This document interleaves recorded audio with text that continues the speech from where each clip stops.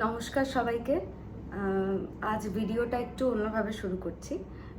প্রথম কথা হচ্ছে, ভালো মোটিভেশনাল কথাবার্তা শোনার জন্য ভালো পরিবেশ, ভালো একটা মাইন্ডসেট খুব দরকার।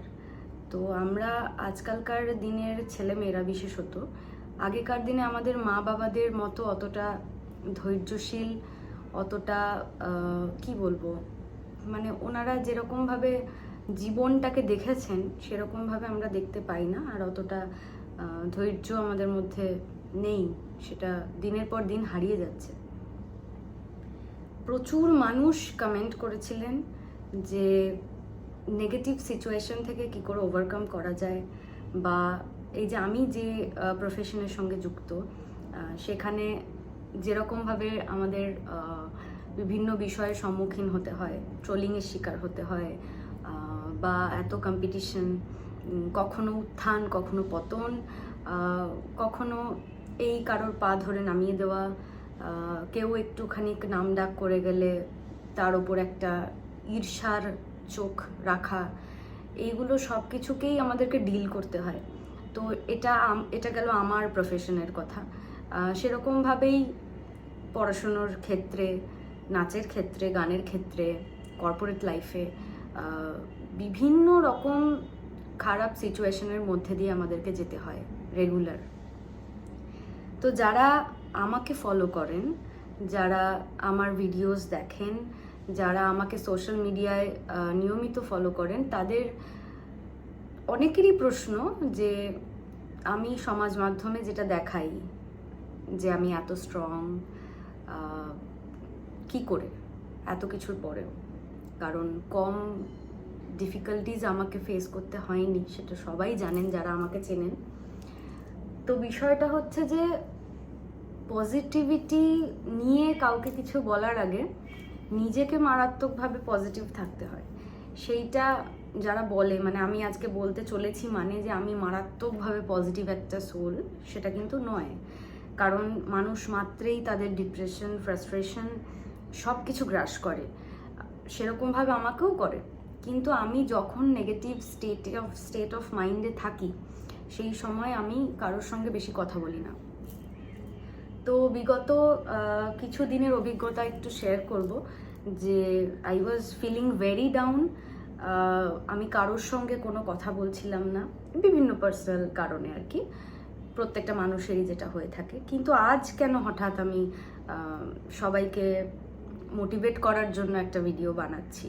এবং আজকে দেখো, আমি খুব সাধারণভাবে ভিডিও করতে বসেছি, মানে দেখে বুঝতেই পারছো, জাস্ট একটা প্রেজেন্টেবল ওয়েতে কথাটা বলতে হবে, তাই একটা সামান্য একটা লিপ বাম লাগিয়েছি।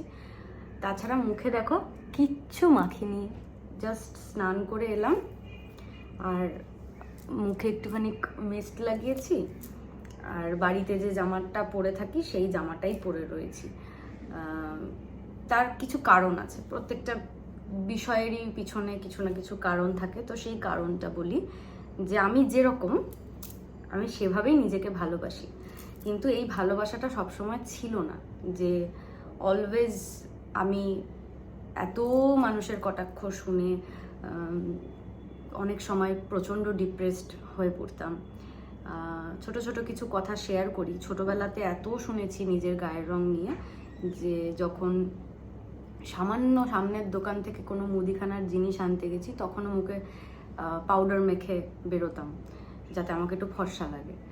তো এটা ছিল ছোটোবেলাকার ইনসিডেন্ট, এবং সেটা আস্তে আস্তে ব্যাপারটা বাড়তে থাকে। কিন্তু একটা সময়ের পর যখন বুঝতে পারি যে আমি অমুকের মতো নই, যেমন অমুকও কিন্তু আমার মতো হতে পারবে না শত চেষ্টা করলেও, নিজেকে বোঝাতে শুরু করলাম যে আমি কিসে কিসে পারদর্শী। আমি পড়াশুনো জানি, আমার মাথার উপরে একটা ছাদ রয়েছে, আমার বাবা মা রয়েছেন, আমার কি বলবো, আমার বন্ধু মহল, তাদের মধ্যে থেকে আমাকে সবাই খুব ভালোবাসেন, আমার শিক্ষক শিক্ষিকারা আমাকে ভালোবাসেন, আমি নাচ করতে ভালোবাসি এবং নাচে আমার সুনাম ছিল আমি যেখানে থাকতাম। আমি গান গাইতে ভালোবাসতাম, যদিও সেটা ইন্ডাস্ট্রিতে আসার পরে সবার চোখে পড়েছে আর কি। আগে কখনোই এটা নিয়ে খুব একটা মাথা ব্যথা ছিল না। আমি অভিনয় করতে ভালোবাসতাম, তো মডেলিং করতাম। আমার ফটো ফেস খুব ভালো ছিল, তাই আমি কাটোয়াতে খুব চর্চিত ছিলাম। স্যার ম্যামরা সবাই আমাকে ভীষণ ভালোবাসতেন। তো এই বিষয়গুলো আমি রিয়েলাইজ করতে শুরু করলাম যে আমি এই ব্যাপারগুলোয় পারদর্শী। তাই আমার মধ্যে যে প্লাস পয়েন্টসগুলো রয়েছে সেগুলো হয়তো অনেকের মধ্যেই একাধারে থাকে না। তাই তোমরাও আজকে আমার কথাগুলো বলার একটাই কারণ যে মেয়েটা সামান্য মুদিখানার দোকানে যাওয়ার জন্য ফেস পাউডার মেখে বেরোতো, তার এত হীনমন্যতা ছিল, সে কিন্তু একটা সময়ের পর নিজেকেই নিজে বুঝিয়েছে যে আমি এক এবং অদ্বিতীয়, আমার জায়গাটা কিন্তু অন্য কেউ নিতে পারবে না। তো সেখান থেকে দাঁড়িয়ে যখন আস্তে আস্তে ইন্ডাস্ট্রিতে আসলাম, সেখানে এসে বিভিন্ন কম্পিটিশন, প্রথমে আমাকে মানুষের সেরকমভাবে অ্যাকসেপ্টেবল মনে হয়নি হিরোইন হিসাবে। তারপরে পরপর 3টে ধারাবাহিক করা, একটা ছবি করা, একটা ওয়েব করা, এবং এখনও বিভিন্ন কাজের কথাবার্তা চলছে। নিজেকে বোঝাতে শুরু করলাম, এবং আমার জীবনের অন্যতম মোটিভেটর আমার বাবা মা তো বটেই। অ্যাপার্ট ফ্রম মাই পেরেন্টস, যদি বলবো যে কেউ আমাকে দিন রাত এক করে যদি কেউ মোটিভেট করে থাকে, সেটা আমার হাজব্যান্ড। সে যখন আমার বয়ফ্রেন্ড ছিল তখন জানা বুঝেছি, এখন হাজব্যান্ড হওয়ার পরে আরও বেশি বুঝতে পারছি সেটা। তো এরকম কি হয়, আমি প্রিভিলেজড, টাচউড, যে আমার বাবা মায়ের সাপোর্ট আছে, আমার হাজব্যান্ড ভালো, আমার শ্বশুরবাড়ি ভালো। অনেকেরই কি হয়, সাংসারিক জীবন ভালো নয়, হাজব্যান্ড ভালো নয়, মা বাবার সাপোর্ট পায় না, তারা কিভাবে ওভারকাম করবে নেগেটিভ সিচুয়েশন থেকে। তো অনেকেরই প্রশ্ন হচ্ছে যে এই ক্রিস্টালসগুলো আমি কোথা থেকে কিনি, সেটা বড় কথা নয়। বড় কথা হচ্ছে বিশ্বাস। কথাতেই আছে, বিশ্বাসে মেলায় বস্তু তর্কে বহুদূর। আজ আমি এটা বিশ্বাস করি, কেউ এগুলো বিশ্বাস করেন না, স্টোন বিশ্বাস করেন। আমি ক্রিস্টালস পরি কারণ আমার বিশ্বাস আছে। কি বিশ্বাস আছে? আমি ঘরে হাত পা গুটিয়ে বসে থাকলাম এবং ক্রিস্টাল হাজার হাজার টাকার পরে নিলাম, আমাকে হাতের গোড়ায় কিন্তু কেউ এসে কাজটা দেবে না। তার জন্য আমাকে একটা পজিটিভ মাইন্ড সেট আপ রাখতে হবে। সবসময় আমি বারবার রিপিট করছি যে সবসময় কিন্তু আমি পজিটিভিটি নিয়ে থাকি না, I am very much negative sometimes. কিন্তু সেখান থেকে ওভারকাম একমাত্র আমি করতে পারি। তাই স্টার্ট বিলিভিং ইউর সেলফ। সবসময় মনে করবে যে তুমি সেরা। সেটা অ্যাডামেন্ট হয়ে ভাবতে বলছি না, সেটা ভাববে নিজের বিশ্বাস থেকে, যে তোমার যে জন্মটা, তোমার মা বাবার ওপর যে তোমার কৃতিত্বটা, মানে মা বাবার ওপরে যে আমাদের একটা ঋণ থেকেই থাকে, যে তারা আমাদেরকে এত সুন্দর একটা পৃথিবীতে এনেছেন। তো সেই জন্মটা বা সেই অস্তিত্বটাকে তো কেউ কেড়ে নিতে পারবে না, তাই কারোর অধিকারও নেই সেই বিষয়ে কিছু বলার। তাই আমি দিনের পর দিন এটাই রিয়েলাইজ করেছি যে আমার জায়গাটা কারণ নয়।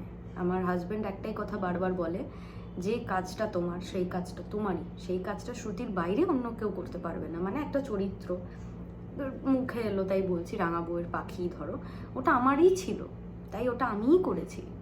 কিন্তু অমুক সিরিয়ালের অমুক চরিত্র অমুকজন করছেন, ওটা আমার নয়, তাই ওটা হয়নি। তাই সেটা কেন নয় এটা ভাবতে বসলে কিন্তু you will feel depressed, you will feel down, যে ও ভালো স্টেটে আছে, আমি ভালো স্টেটে নেই।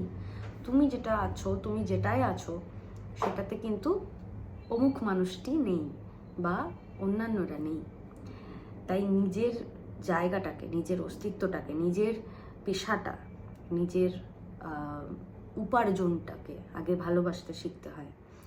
আর রইল বাকি ক্রিস্টালের কথা, ক্রিস্টাল আমি কোথা থেকে পারচেস করেছি সেটা আমি বলতে পারবো না, কারণ এখন অনেক হিলার্স আছেন, কারোর কেউ ফেভারিট হন, তাই আমি কারোর নাম করব না। প্রচুর মানুষ ক্রিস্টাল হিলিং করেন। তো এগুলোর কাজ কি, বেসিক্যালি তুমি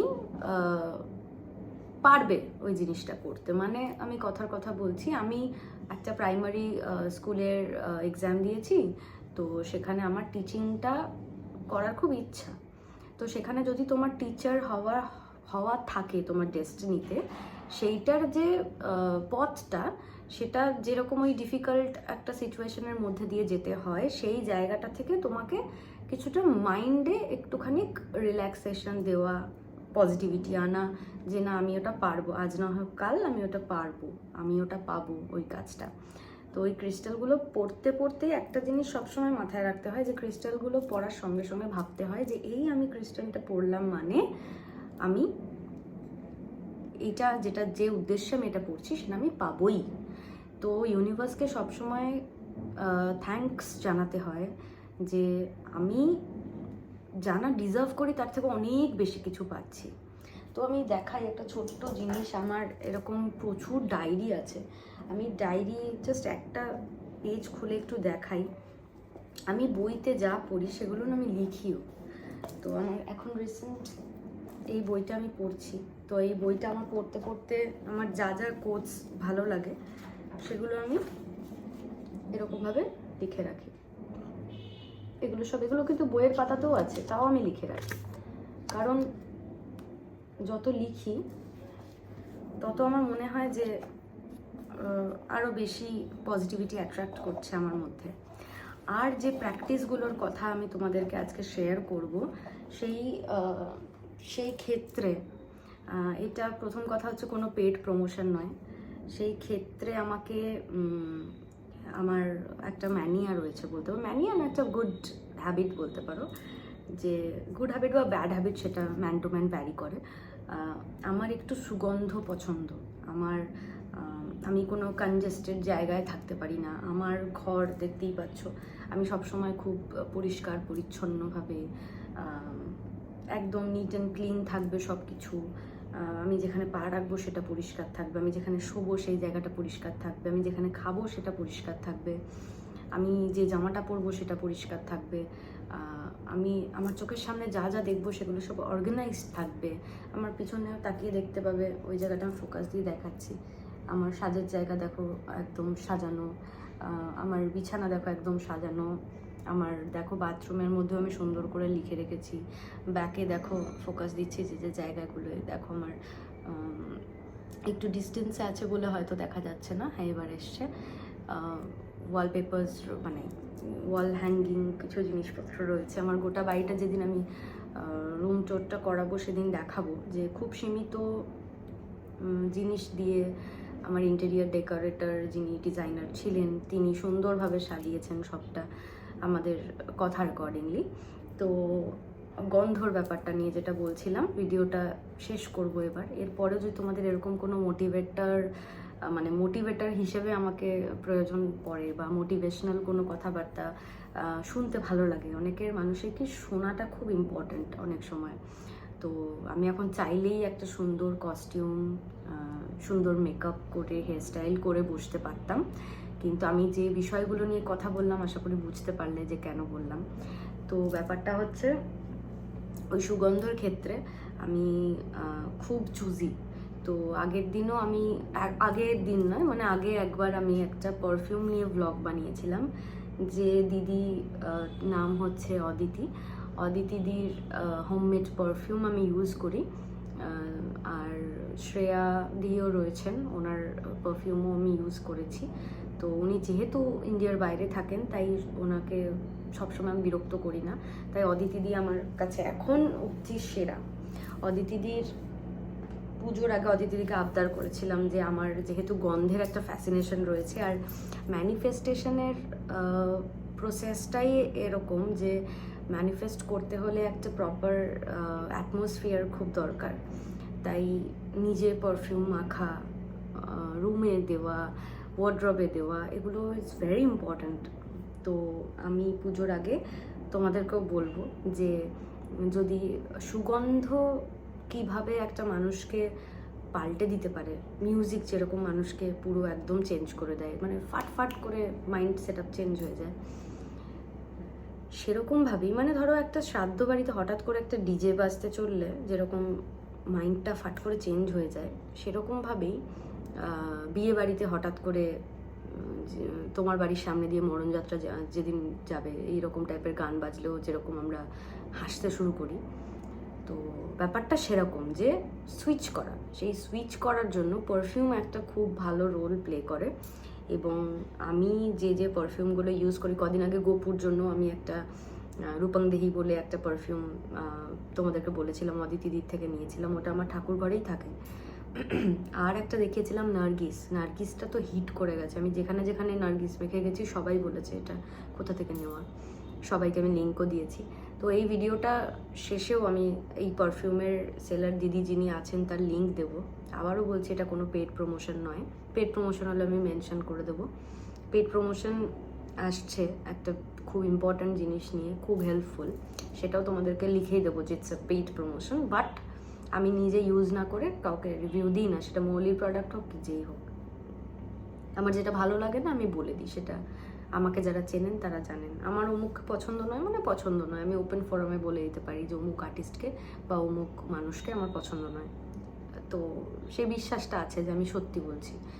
আর আমার সত্যি কথা বলতে কারণ মন পাওয়ার কোনো ইন্টেনশন নেই, কারণ আমার বাড়ির লোককে নিয়ে আমি খুব খুশি আছি, তোমাদেরকে নিয়ে আমি খুব খুশি আছি যারা ভালোবাসো, দ্যাটস ইনাফ। তো ওয়ার্ড্রপ পারফিউমটা নিয়ে আমি একটু বলি যে এইটা হচ্ছে অদিতিদির একটা ওয়ার্ড্রপ পারফিউম, যেটা আমি অনেক সময় ওয়ার্ড্রপ থেকে বার করে মানে বালিশের মধ্যে একটুখানি দিয়ে রাখি। তো এই গন্ধ না মানে ওই মিউজিকের মতো পুরো মানুষকে চেঞ্জ করে দেয়। তো এই ওয়ার্ড্রপ পারফিউমটা যেটা দেখালাম সেটা অদিতিদির থেকে নেওয়া, এটা ওয়ার্ড্রপের মধ্যে দিয়ে রাখবে। আমি একটা আমি লাস্টে দেখাচ্ছি। আর হচ্ছে পুজোর আগে তোমাদের যাদের যাদের মনে হয় যে খুব নেগেটিভ লাগছে, কিছু পারফিউম কিনে দেখি যে গন্ধ আমাকে চেঞ্জ করতে পারে কিনা, তাদেরকে বলবো যে এখন বর্ষাকাল, তো আমার খুব ইচ্ছা ছিল একটু সাইট্রিক কিছু ইউজ করার। তো এটা দেখে মনে হবে দেখো পুরো লেবু জল, আমি একটু কাছ থেকে দেখাই, এই দেখো ভিতরে দেখো পুরো পাল্পগুলো দেখতে পাবে। এটা কি বুঝতেই পারছো লেবু জল বললাম মানে, ফোকাস দিয়ে দিয়ে দেখাচ্ছি। এটার নাম হচ্ছে লাইম ফ্রেশ। লাইম ফ্রেশ, এটার গন্ধটা বর্ষাকালে ভীষণ ভালো লাগবে, কারণ বর্ষাকালে একটু ফুল ফল এই ব্যাপারগুলো খুব টানে, মানে আমি আমার দিক থেকে বলছি। তো পুরো না লেবু জল মনে হচ্ছে, এটা লেবু জলটাই ওই গন্ধটা, যেটা লেমনের তো একটা অদ্ভুত মিষ্টি গন্ধ হয়, তো খেতে টক কিন্তু ব্যাপারটা ভীষণ মিষ্টি। তাই এই লাইম ফ্রেশটা যারা একটুখানি সিজনাল জিনিসপত্র পছন্দ করো তারা এই জুলাই অগস্টের সময়টা এটা মাস্ট হ্যাভ একটা প্রোডাক্ট, এটা ইউজ করতে পারো। মাইন্ড সেট আপ চেঞ্জ করার ভিডিও বানাচ্ছি, তো তোমাদেরকে বলছি, এত ডেফিনিট হয়ে বলছি, এত অনেস্টলি বলছি, আমি অদিতিদির পারফিউম ইউজ করে জাস্ট প্রেমে পড়ে গেছি। এখন আমার ফেভারিট হচ্ছে রোজ, জ্যাসমিন, ল্যাভেন্ডার, তো আমার এগুলো খুব ভালো লাগে। তো রোজটা ওর আউট অফ স্টক ছিল বলে দিতে পারেনি, রোজটা আমি নিয়ে নেবো এর মধ্যেই। তো পুজোর আগে যারা যারা ডাউন ফিল করছো, মনে হচ্ছে যে শ্রুতিদির কথা শুনে একটুখানি মোটিভেশন পাচ্ছ, তারা এইগুলো দিয়ে আগে শুরু করো। আমি প্রথম ধাপটা আজকে তোমাদের বললাম যে গন্ধ মানুষকে কীরকমভাবে মোটিভেট করতে পারে, গন্ধ মানুষকে কীরকমভাবে পজিটিভ করতে পারে, সেটা একটা ট্রাই করে দেখো জাস্ট। এটা হচ্ছে ল্যাভেন্ডার, এটা একটু আমি অনেস্টলি বলছি, এটা একটু আমার মেন পারফিউমের মতো লেগেছে ব্যাপারটা। আর আমার খুব একটা স্ট্রং গন্ধ পছন্দ না, এটা যদিও স্ট্রং নয়, কিন্তু এটা আমার একটু মেন পারফিউম লেগেছে, তাই এটা আমি ভেবেছি আজকে ভিডিওটা বানানোর পরে হাজব্যান্ডকে দেবো, ওর ভীষণ ভালো লাগবে এই গন্ধটা। হ্যাঁ, এটা না এটা পুরো একদম ছেলেদের জন্য পারফেক্ট, মানে যারা ছেলেরা রয়েছো তারা এইটা নিতে পারো। এটা কি বলবো, অদ্ভুত, ওর দিদির জিনিস খুবই ভালো, নো ডাউট। তবে লাস্ট যে প্রোডাক্ট দুটো দেখাবো সেইটা কিছু বলার নেই, মানে যেই বললাম আমি আমার জ্যাসমিন খুব পছন্দ, রোজ পছন্দ, আমার ফুলের ব্যাপারটাই খুব পছন্দ আর কি। তো এটা হচ্ছে সেই বিখ্যাত জ্যাসমিন, এটা হচ্ছে জ্যাসমিন, কোয়ান্টিটিটাও দেখো অনেকটা, আমি ডিটেলস সব দিয়ে দেবো। 30 ml এর দাম কত, ছোটও পাওয়া যায় বড়ও পাওয়া যায়, এটা মিডিয়ামটা। তো এটা তো ফেমাস, এটা আমি যখনই মাখি, এবং এগুলো সত্যি কথা বলতে এতক্ষণ স্টে করে জামার মধ্যে, মানে জামাটা চেঞ্জ করার পরেও না তোমার একদম সুন্দর করে তুমি ওই জামাটা যখন ঝুলিয়ে রাখবে বা ধোয়ার পরেও দেখবে ওই গন্ধটা একটুখানি হলেও আছে। তো ইউজ করো, দেখো আমার কথা অনুযায়ী যদি তোমাদের ভালো লাগে। গন্ধ মানুষকে কিভাবে পজিটিভ করতে পারে এটা যদি তোমাদের মনে হয় তাহলে start using Aditi this perfume. Aditi this perfume is amazing. আমি যখন বলছি তার মানে সত্যিই তোমরা একবার ব্যবহার করে আমাকে জানিও অবশ্যই কমেন্ট করে। আর লাস্ট রয়েছে রজনীগন্ধা। এটা আমার মায়ের ফেভারিট। মা হাঁটতে বেরোলেও এটা মেখে যায়, কোনো ইভেন্টে গেলেও এটা মেখে যায়, সব জায়গায় আমার মা এটাই মাখে। এইটা হচ্ছে ছোটোবেলায় মা বলছে যে যখন প্যান্ডেলে আমরা ঘুরতাম ওই সময় যে পুজোর সময় যে ফুলটা খুব আর কি ওই যে কদম ফুল টাইপের একটা গন্ধ, সেরকম একটা গন্ধ পাবে। মানে রজনীগন্ধা ব্যাপারটা হচ্ছে সে একটা বিয়ে বিয়ে ব্যাপার। তো বিয়ের মরশুম আসছে, নভেম্বর ডিসেম্বর প্রচুর বিয়ের মরশুম, প্লাস পুজো পুজো ব্যাপারটা, তাদের জন্য বলবো এই রজনীগন্ধাটা ইউজ করে দেখো। এই রজনীগন্ধাটা অপূর্ব,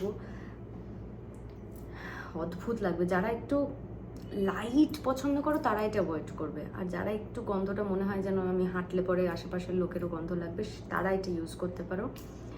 আমার রজনীগন্ধা জ্যাসমিনটা এখন অবধি বেস্ট লেগেছে। তো এরপর আমি রোজটার অপেক্ষা করছি। এই গেল আজকের ভিডিওটা একটু বড় হয়েছে, কিন্তু ভিডিওটা আমি চেষ্টা করলাম একটু অন্য অ্যাটমসফিয়ারে করার, অন্য একটা মাহলে যাতে তোমাদেরকে পৌঁছে নিয়ে যেতে পারি, without any BGM, without any makeup, without কোনো ভালো কস্টিউমের চাকচিক্য, সব কিছু বাদ দিয়ে একটা নির্ভেজাল আড্ডায় তোমাদেরকে আমি যদি কোনো রকমভাবে মোটিভেট করতে পারি, তোমরা অবশ্যই আমাকে কমেন্ট করে জানিও। এই ভিডিওটা ভীষণ দরকার ছিল। আমি নিজেও অনেক কথা বলে অনেকটা হালকা হলাম। ভিডিওটা কেমন লাগলো অবশ্যই জানিও, আর নেক্সট ভিডিওর জন্য চোখ রাখো যশশ্রুতি ইউটিউব চ্যানেলে। সবাই খুব ভালো থেকো, বাই বাই।